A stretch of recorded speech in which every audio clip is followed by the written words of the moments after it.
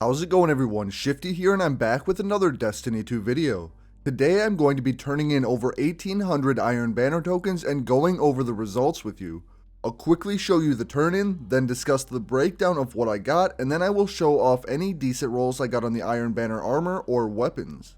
Maybe I'll get a God roll, steady hand, or guiding light, but knowing my luck, probably not.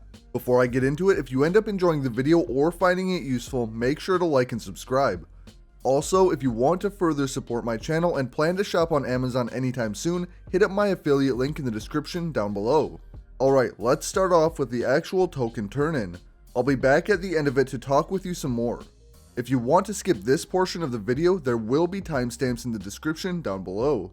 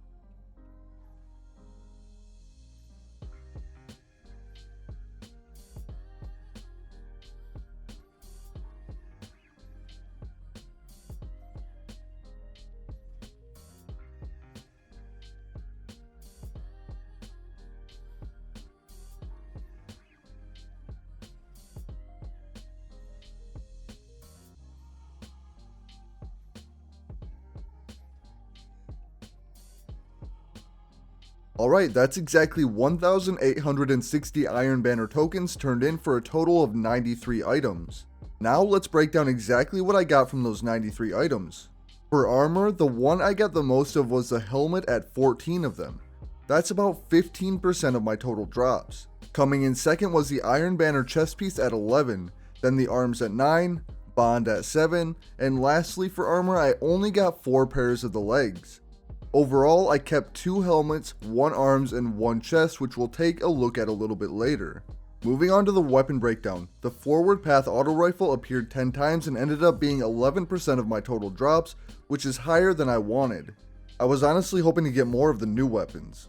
As for the other weapons, the weapon I got the second most was the Bite of the Fox Sniper with 9 of them, then the Fool's Remedy sidearm at 8, the new Guiding Light Scout at 6, the Swarm of the Raven grenade launcher at 5, the Orwings Maul grenade launcher at 4, and then the Shining Sphere rocket launcher and the new Steady hand cannon tied for last place with 3 each. As for weapons I kept, I held on to 3 of the 6 guiding lights, all 3 of the steady hands, and then for Fool's Remedy I kept 1 out of the 8 that dropped.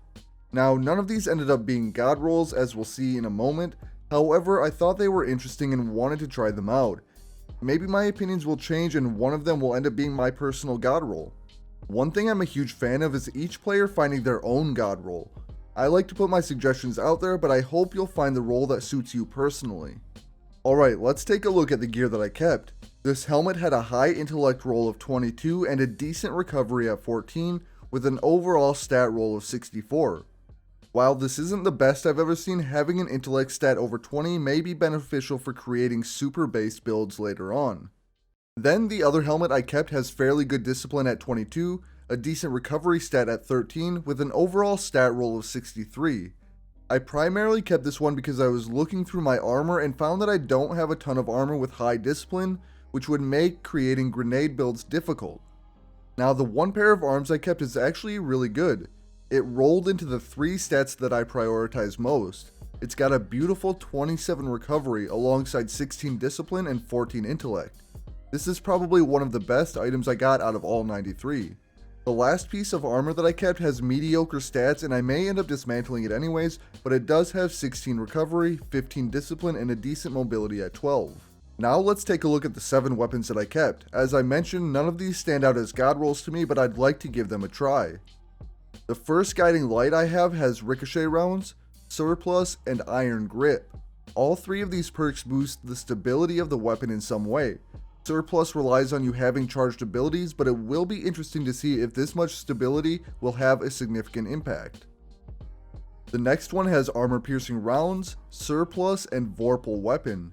The only reason I kept this one is to see how it fares in PvE activities, especially since scouts currently have the overload round mod on the artifact.